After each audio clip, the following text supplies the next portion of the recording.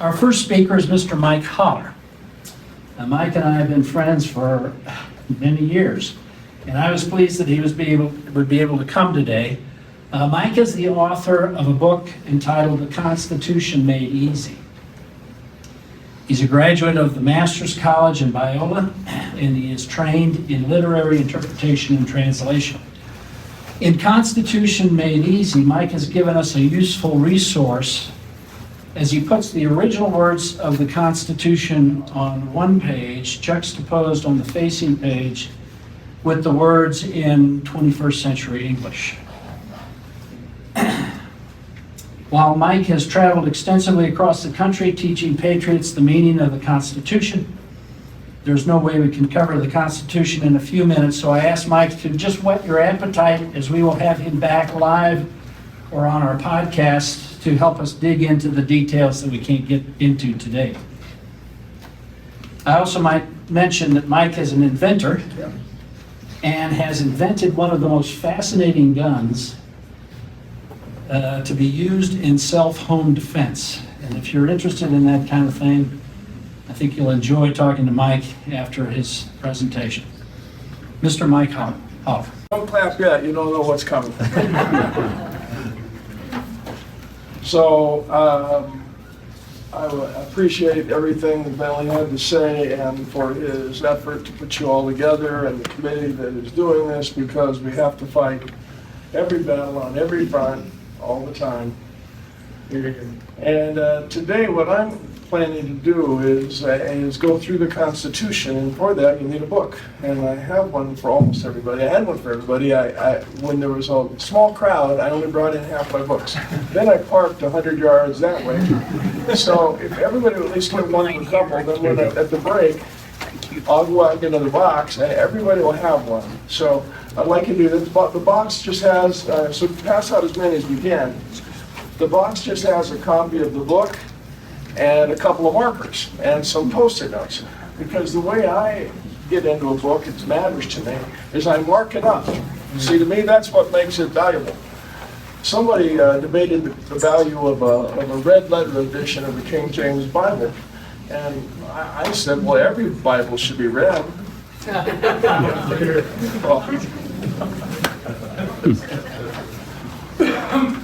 And I am humbled to be in front of all of you because I'm a pretty ordinary guy.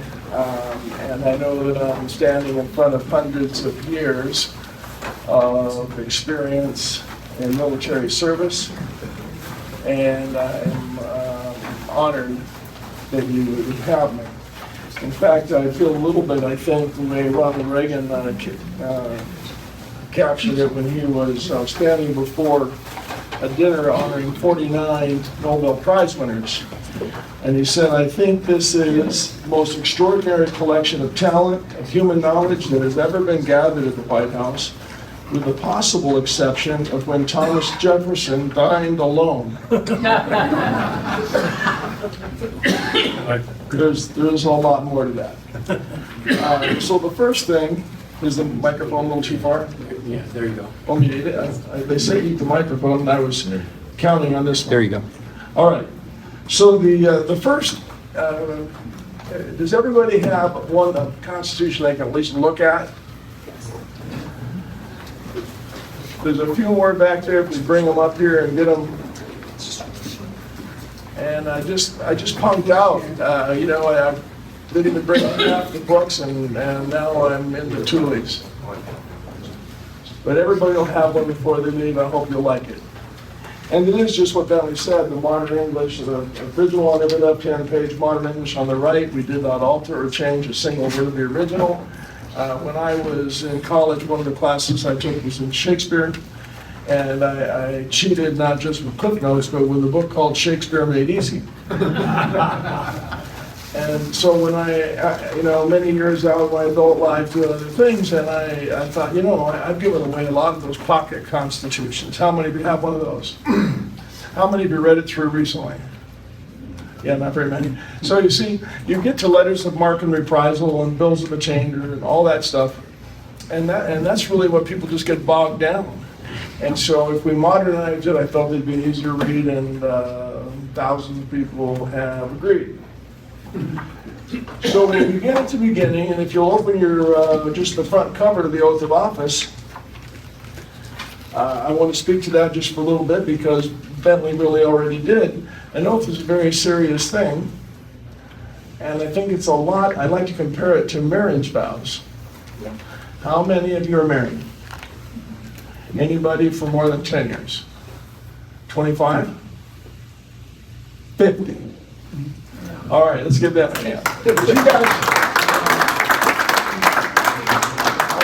I don't have time to ask you all, but I'll just Kevin? Can, yes. Was it easy? Not always. He's got to be careful, doesn't he, right? So, the way I look at it is that I took an oath when my wife and I got married, and we're coming up on 40 years. And we say we're going for the goal. That's our motto, that we want to not just make 50 years, but we want to have a gold relationship. There were some patches, and I'll tell you some personal stuff tonight. 15 years ago, our oldest daughter died. We went through deep water. See, when I signed up for this, that wasn't part of the plan. We also adopted 6 children. Where did that come from? And, you know, and when they were all pretty close together, so we were very, very busy. That was a real big change in our marriage. Lately, my wife has had a back problem that put her in a wheelchair. And it's not permanent, we don't think. She's expecting a surgery sometime soon, but she's had a couple of injections and she's on heavy drugs. And so not only the crippling effect, but the mental effect on her has also strained things. So I've had to say to myself, well, I didn't sign up for this. But the oath. You see, the circumstances changed, my knowledge of who I married changed, all those kinds of things changed, but the oath remained constant. So that's what I'm going to bear down on you with today, that as your knowledge of the Constitution changes, as your knowledge of current events change, the Constitution is our rock, and it doesn't change, and we got to refer to it often. A woman will often marry a man hoping she can change him, but she can't. A man will often marry a woman hoping she never changes, but she can't. Racist, sexist, everybody. All right. So let's just look at the oath. That the oath is, as Bentley said, to support and defend the Constitution of the United States. If somebody would be kind enough to get me a bottle of water, that'd be great. Would you think? I'm not going to read the whole thing right now because of time. You've got it right there and you can read it. And then I'd like you to turn over to the opening of the Constitution, the preamble on pages 4 and 5. Our first Chief Justice, and a better Chief Justice than the man currently occupying the office. He was also the second governor of New York, the first Chief Justice of New York. Many other titles, an ambassador to France when we settled the Treaty of Paris. He has an astounding career, and here's what he said. Every member of the state ought to diligently read and to study the Constitution of his country and teach the rising generation to be free. By knowing their rights, they will sooner perceive when they are violated and be the better prepared to defend and assert them. The quotes I'm going to give you today are a fair sampling of the founding era. People sometimes say, well, Mike, you pulled those 3 quotes out to make these people look like they were extremists, like they mistrusted government, like they wanted government to be bound or limited by some governing document. And I say, yeah, that's exactly how it felt. And that was absolutely their original intention. And then the next question comes up, well, what is the Constitution? Does it still matter today, even if we know what the founders thought? Thank you so much.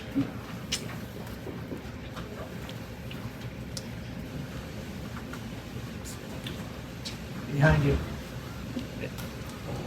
That's the spot. So, these are fair representations. What is the Constitution? Is it a binding agreement? And who does it bind?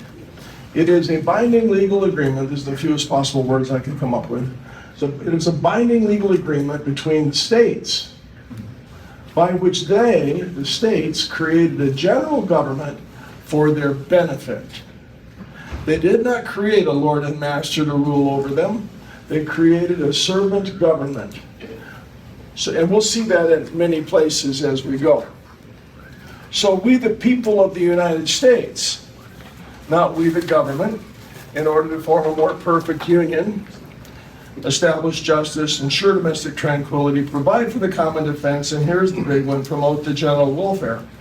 We're going to spend time on that because the general welfare is mentioned again in Article 1, Section 8, and we know what it is. Our general welfare means the general well-being of the states. It does not have any reference at all to the individual. Next thing, Article 1, Section 1, Clause 1. All legislative powers herein granted. Pay real close attention to those words, herein granted. I asked a group of fifth graders if they knew what it meant. One little girl raised her hand and she said, granted in here? Perfect. All legislative powers granted in here will be vested in the Congress. How about the legislative powers not vested in here? They're not.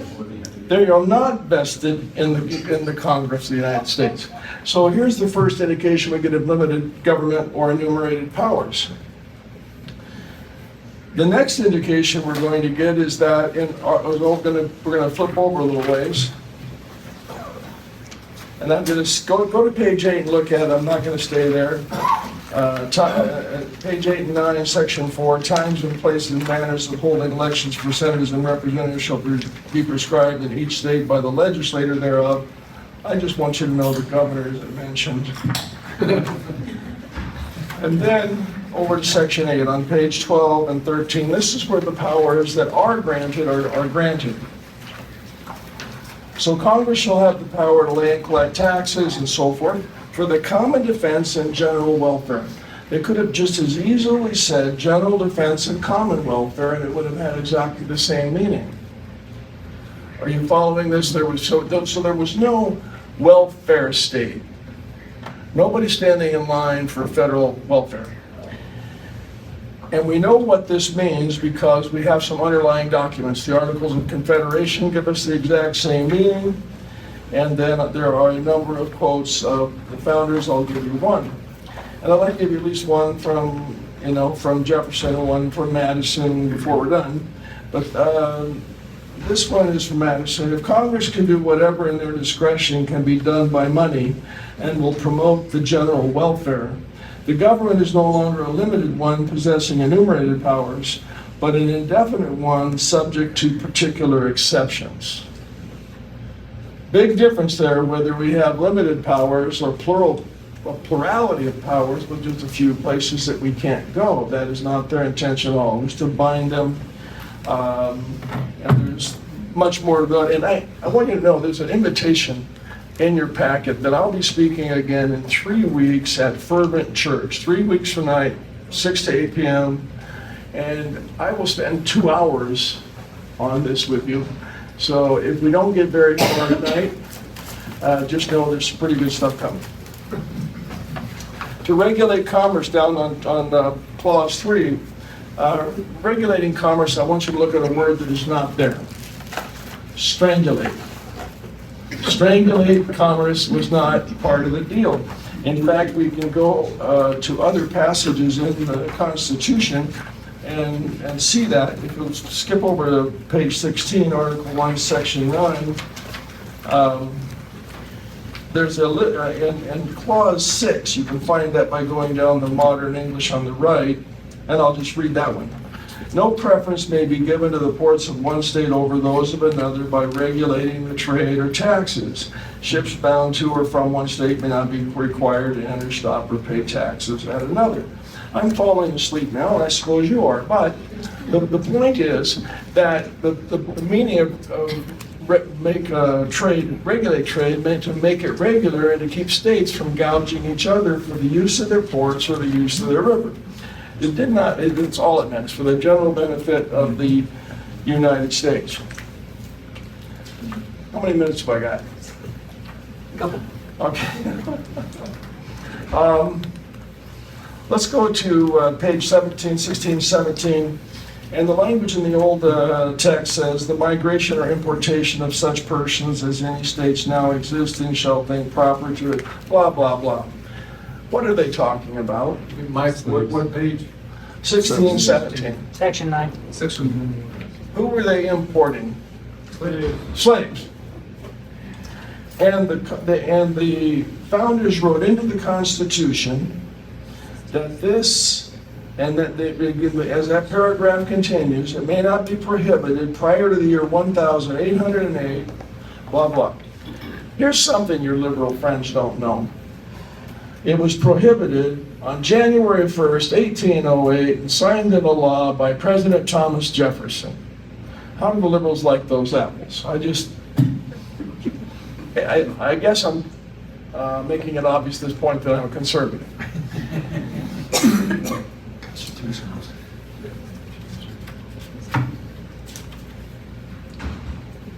We're going to skip a lot. Article 2 is about the election of the president. And one of the things I've done in my book is Article 2 got amended a lot. It got amended by the 12th Amendment, the 20th Amendment, 25th Amendment. And so if you don't have my easy version, you have to put your finger here and go to this amendment, then put your finger there and go to that amendment to try to get a sense of what the whole thing means. So I put the amended language in on the right-hand side. I didn't touch the left-hand side. Fair enough? All right, so we got Article 2 concerns the president, and I'm going to skip them. I just want you to know 1, 2, 3 about the Constitution. Congress, the president, the court. I mean, I traveled extensively and talked to hundreds of lawmakers. And I would always ask them if I could ask them a constitutional question. And they'd smile, be happy, and they'd go, well, sure. You know, I went to law school. And so I'd say, how many articles are in the Constitution? They'd look at their shoes, they'd look at my shoes. And then they'd say something like, I should know that, huh? The particular problem you have if you are military or have been or have family in the military is this: you are governed by a civilian government that is entirely ignorant of our governing document. And over time, they have drifted away from it. I like to say that the military defends God and countries and government and the Constitution. You defend all those things. And I have some hula hoops that I use for illustration, so come in 3 weeks. And I hold them up where they're so concentric. I say an Air Force pilot could fly right through all of them and not even know they were slightly different from each other and never even clip a wing. Not so much now. There's a spread happening, a divorce happening between government and the Constitution, where the people end up, you know, not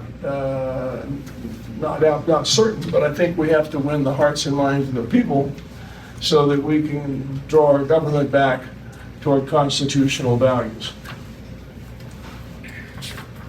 Let's go to Article 3. I told you to go pretty fast. I want you to notice this about the Article 3, this is page 28. Just tell you a few things about it. We don't have 3 co-equal branches of government. I think Hannity say that all the time, and that's not true. Congress is the big branch, the president is next in importance, and the courts are third.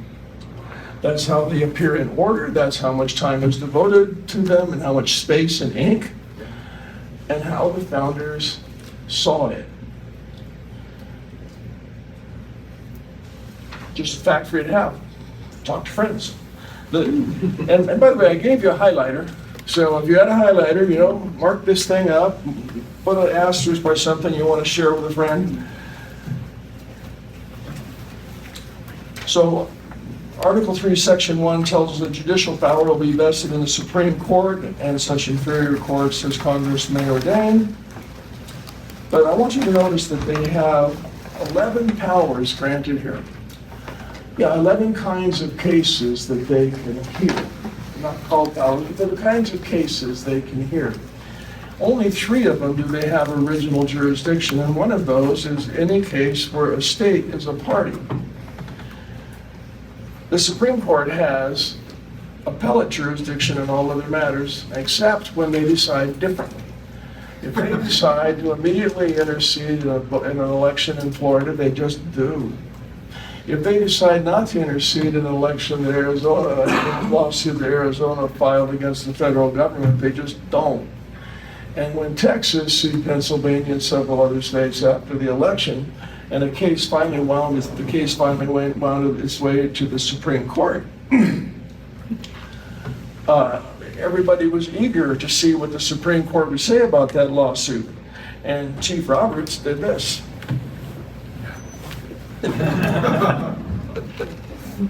Or kicked the can. He said that Texas had no standing.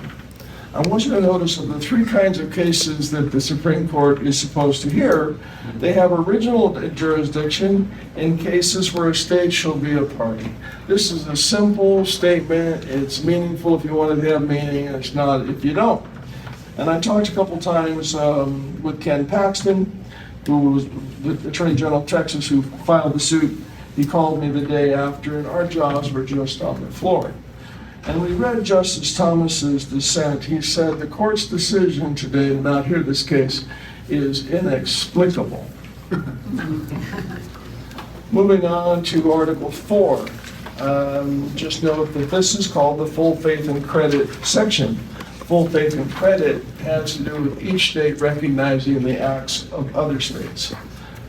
We're going fast. Article 5 on page 32. This is about how to amend the Constitution. How many votes does it take in Congress to amend the Constitution? 2/3. 2/3. Okay, that'll make a proposed amendment. What do I gotta do to get it passed? How many have been? 3/4. Takes the states. Okay, somebody's got this. You see, if 435 members of the House vote to amend the Constitution, 100 senators agree, and the president puts a stamp on it, and all 9 Supreme Court justices stand up and say, yeah, it's not amended. No. It's amended when 3/4 of the states who wrote and ratified and agreed to the Constitution, it's their Constitution, they get to be the ones who decide whether to amend it. I'd like you to leave knowing that today. Next big one is going to be on page 34, Article 6. This one is so important, and I think I'll close with it. Starting with Article 6, Section 2. And I've got the easy version across the page, and I like it a lot. I hope you like it. But this is in the Queen's English, and it's still perfectly understandable. This Constitution and the laws of the United States, which shall be made in pursuance thereof. Pursuance is a very important word, we'll come back to it. And all treaties made or which shall be made under the authority of the United States shall be the second or third or fourth most important supreme law of the land. This cannot be stressed enough. The Constitution is the supreme law of the land. Now let's be more, since they might have left us guessing if they didn't say a little more. They said, judges in every state shall be bound thereby. Okay? And anything in the Constitution or laws of any state to the contrary, notwithstanding. I've got a quote from Alexander Hamilton on that. I want to burn this one in. He said that a law made by Congress which is not authorized by the Constitution, quote, would not be the supreme law of the land, but would be a usurpation. That's from Alexander Hamilton, the singing, dancing star of Broadway. So, and every founder said the same thing, that the Constitution is the supreme law of the land. It's meant to be understood as it was written. It is not fluid and flexible.